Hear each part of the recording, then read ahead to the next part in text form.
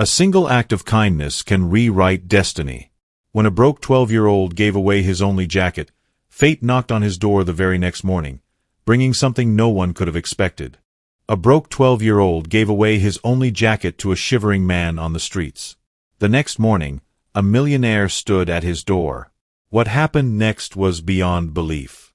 The sky over Memphis, Tennessee, stretched in a dull, lifeless gray, a shade that devoured the sun before it could properly set. The streets bustled, yet no one truly noticed each other. Heads bowed, steps quickened, each lost in their own little world. 12-year-old DeShawn Briggs clutched his backpack tighter as he stepped off the city bus, the cold biting through his flimsy hoodie. His breath curled in the crisp air as he walked the last few blocks home, his sneakers slapping against the cracked pavement. Home was nothing grand, just a cramped, worn-down apartment on the west side of the city. The door's paint peeled away a little more with every push, and the heater worked on its own terms. But no matter how tough things got, his mother always made sure he never went to bed hungry, even if it meant she did. As he crossed Jefferson Avenue, something pulled his gaze. A man hunched over on the sidewalk near an old convenience store. His hands, shoved under his armpits, trembled violently. His coat, if it could even be called that, was more holes than fabric. People passed without a glance, as if he were invisible. DeShawn had seen people sleeping under bridges before, but never this close to home. For a fleeting moment, the man looked up, his eyes meeting DeShawn's. A single moment of kindness can set off a chain reaction beyond imagination. When a broke 12-year-old gave away his only jacket on a freezing night, he never expected that the very next morning, his world would be turned upside down. DeShawn's breath fogged in the crisp air as he hesitated, his fingers brushing against the few items in his pocket, a crumpled dollar, a pack of gum. That was all he had. But it wasn't enough. His gaze flickered to the shivering man before him, hunched over, barely visible under his tattered hood. DeShawn's heart clenched. His jacket, the only one he owned, was warm. His mom had scraped together enough money to buy it last year. Winter had just begun. The man coughed, curling further into himself. Without letting doubt take over, DeShawn shrugged off his jacket and stepped forward. "Here," he said, holding it out. The man blinked, startled. "You sure?" DeShawn nodded. "You need it more than me." With stiff, frozen fingers, the man pulled the jacket over his shoulders, looking down as if he couldn't believe it. His lips parted like he wanted to say something, but all that came out was a whisper. "Thank you." DeShawn just smiled, stuffing his hands into his hoodie pocket. "Stay safe, man." Then, he turned and walked away. The wind bit at his arms, but inside, warmth spread through his chest. He had no idea, though, that his simple act of kindness was about to change his life forever. By the time he reached his apartment, the streetlights were flickering on. The familiar scent of boiled cabbage and worn-out sneakers filled the dim hallway. Inside, his mother, Tanya Briggs, stood at the kitchen counter, sorting through a pile of bills, her face tight with silent worry. "You all right, baby?" she asked without looking up. "Yeah," DeShawn mumbled, kicking off his shoes. Her eyes lifted, scanning him like only a mother could. "Where's your jacket?" DeShawn hesitated. Lying wasn't his thing, especially not to her. "I gave it to someone." Tanya's hands stilled. She sighed, shaking her head. "Lord, boy. You know I ain't got money for another one." "I know," DeShawn said quickly. "But he needed it more than me." She exhaled through her nose, closing her eyes for a second. "You got the biggest heart, I swear. But sometimes, I wish you'd think of yourself first." She wasn't mad, just worried. That's how it always was. Money stretched thin. The heater worked when it wanted. But somehow they made it through.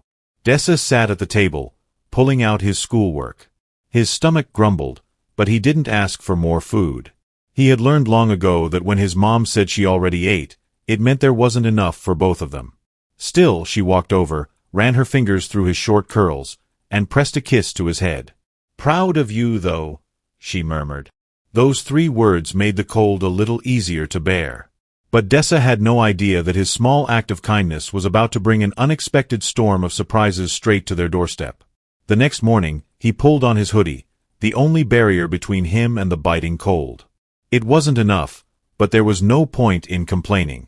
Slinging his backpack over his shoulder, he stepped outside into the sharp morning air, unaware that today would be anything but ordinary.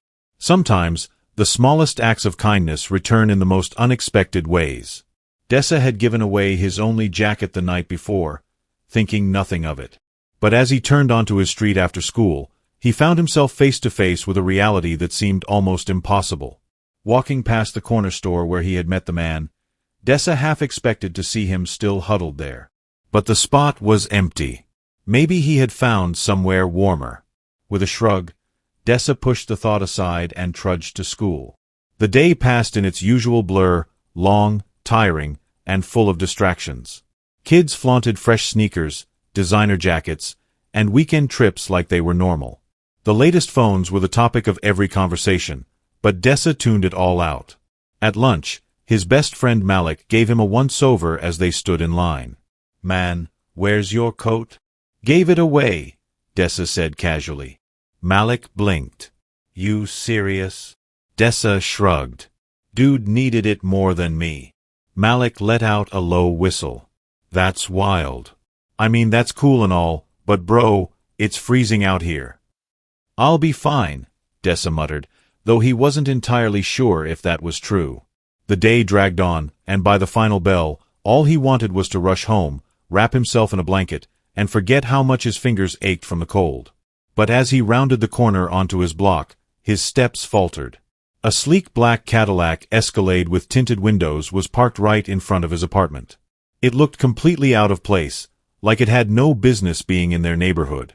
And standing at the door, talking to his mother, was the man Dessa had given his jacket to. Except he wasn't the same man.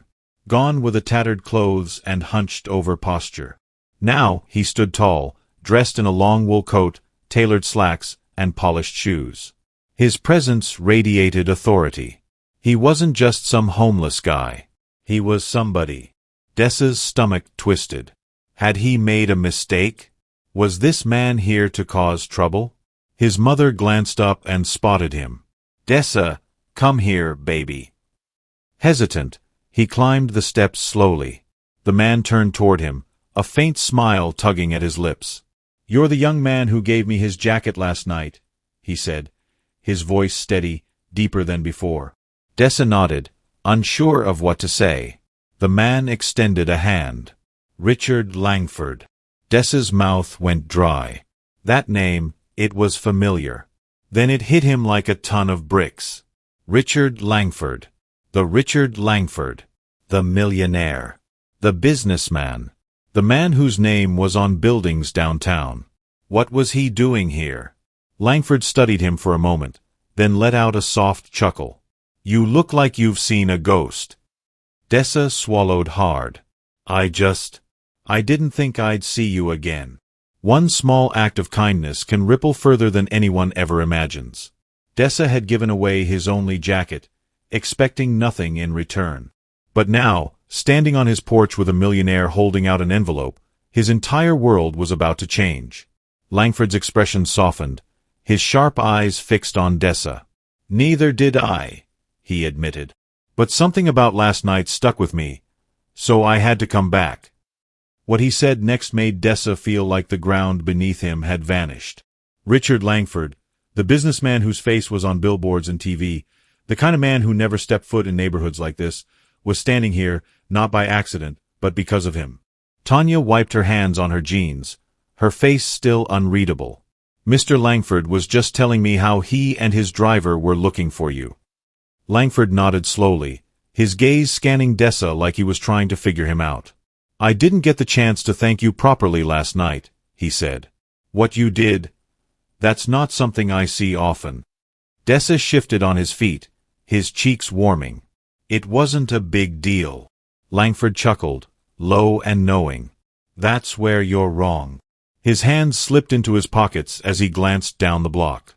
"Do you know why I was on that street last night?" Dessa shook his head. Langford took a slow breath. "I was testing people." Tanya's arms crossed over her chest, her brows pinching together. "Testing?" Langford nodded. I wanted to see if kindness still existed, if anyone would stop, if anyone would care. Dessa's heart thudded. So, you weren't really homeless? Langford's face grew serious. No. But for a few hours, I got a glimpse of what it feels like. And let me tell you something, son, it's cold. Not just out here, he glanced at the gray sky, but in people's hearts. They walk past without even looking. Like you don't exist. Tanya shifted uneasily, the weight of his words sinking in. Langford's sharp eyes flicked back to Dessa.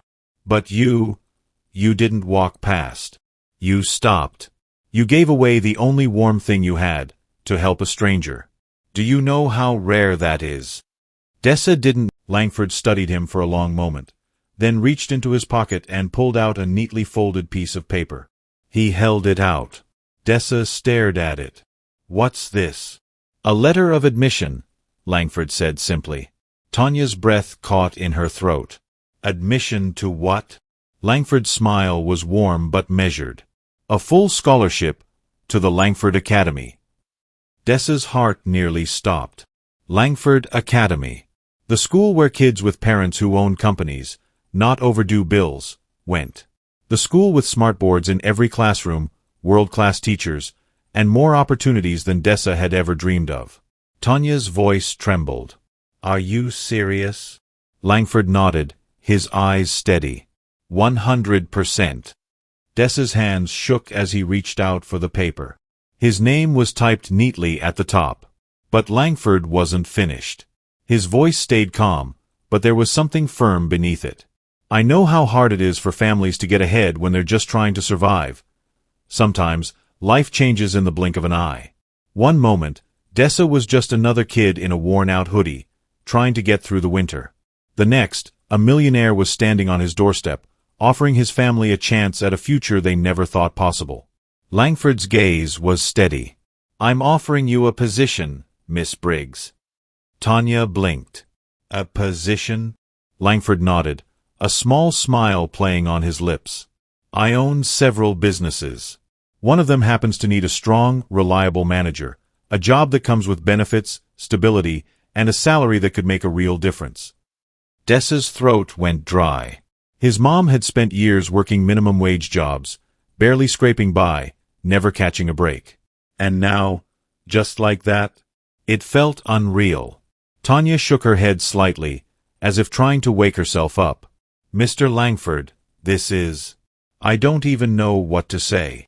Langford placed a hand over his chest. Say yes. Say you'll take a chance on a new future. Dessa's heart pounded in his ears. This couldn't be real. But it was. And what happened next would shake them even more. For a moment, the only sound was the distant hum of traffic. The wind had picked up, but Dessa barely felt it. His fingers clutched the acceptance letter, his mind still struggling to process what was happening. His mother, however, looked like she had just been asked to walk on water. Mr. Langford, Tanya began, her voice cautious. This is a lot. A school like that. A job. People don't just give things like this away. Langford met her gaze, calm and unwavering. You're right. They don't. His eyes flickered to Dessa. But your son did. Tanya's lips parted, but no words came out. I don't usually explain myself, Langford continued, his tone measured. I built my success on instinct. And my instinct tells me that what happened last night, it meant something. Not just to me, but to him. He turned back to Dessa. You didn't give me that jacket because you thought I could do something for you. You just saw a person in need. That's what makes you different. Dessa swallowed hard, his throat tight. Langford sighed, rubbing his chin. I grew up with nothing too, you know. That caught both Tanya and Dessa off guard. Langford gestured toward the sleek car parked at the curb. People see the suits, the money, the cars. They don't see where I came from. They don't see a kid who used to sleep in the back of a laundromat because his family had nowhere else to go. Or a teenager who had to hustle just to eat. Tanya's eyebrows pulled together. You were homeless? Langford let out a quiet, almost amused laugh. For a long time. And you know what I learned? The hardest part of being at the bottom isn't the hunger or the cold. His expression darkened. It's the way people stop seeing you. His words hung heavy in the air. But last night, your son didn't look past me, Langford said, turning back to Dessa. And now, I refuse to look past him. Tanya swallowed hard, blinking back the emotion in her eyes. I don't know what to say, she whispered. Langford held her gaze. Say yes. Kia ek choti esai merbani apki zindagi badal sakti hai. Kabi kabi, ek choti esai nike ek naya safar shurukar dedi hai. Ek isa safar jo sosha binahida. Dessa Briggs kaliya. Yes safar ek jacket din se shuru hua. Ek garib 12 sal kaladka. Jis kapas kud kuchnahidi. Usanthandasi therate ek enabi ko apni akri jacket dedi. Egel din. Uski darwas par ek korpati katha. Auge jo hua. Wo sakne se be pertha. Memphis. Tennessee ka Osman Dundla or Udas the Jays dup ko pura dalm ka mauka hai nami laho. Sadkine bari huiti. Magar harkoi apni hai denaya main masruf sur juke kalta jarahada. 12 sal ka Dessa Briggs apni patli si hoodie main lapita. Apna basta kaska the aim. City bus si utra. Sard hawa uski kapdan se guzer rahiti. Harsans duan si lag rahiti. Uskagar kuchkaz nahi the Sher kapikti his main ek kota sa parana apartment jaim har bar darwaza kult hai rang udhar jata. Heater kabi kalta, kabi nahi. Magar uski mahamesha yedekti kawo buka na soy. Chahi iski liya use apni kud ki buka si semjota kyan na karna pair. Jab wo Jefferson Avenue se guzer rahathi, uski nazar ekajib manzar parpati. Ek admi, parani dukan kasamni, sadak par murja sa bathada. Uski shakal thakawat se bari ti, kapta fate hutha. Or hothatni thanda ki unhi apni bagalan main dabai rakatha. Log uski as paskazart gay jays wo wahan hai nahi. Dessa asmanzer dekni ka adat nahi the, itna karib to kabi nahi. Usn apni jeb takli ki, bas ek crumpled dollar or chewing gum mealy. Din ko kuch nahi the, bas uski jacket. Ek pal kaliya sosha, ye uski akri jacket ti, than to ubi shuru hai hui ti. Or ye jacket uski maani mushkilasi pickle saw li ti. Magar jabusnus admi ko deka, jo ek zor se cons rahada, to binajiata sosh apni jacket utari or uski pas chulagaya. Ye lo, usan kaha, jacket auge bad hate hu. Wo admi hi ran re gaya, jaziki na ho ki koi uski liya rukbi sakta hai. Tum sure ho. Usan dear se pucha. Dessa bas muskaraya. Tum iski muj zayada zerorat hai. Admi any thanda hathan se jacket ko apni shoulders pardala. Jazabi samajan ki koshish kar raha ho ki yesab hakikat hai. Uski hantan se surf ek shakar guzari bari fiza nikal pai, shakriya. Dessa any surf apni hoodie ki jeb main hoth gusaliya, apna kyle rakna, ye keh kar chalpada. Hawa ubertez ti, lekin uski dilmain ekajib si garamahat ti. Usan sosha binahi the ki ye ek choti si Nike, uski puri zindagi palat kar rock deji.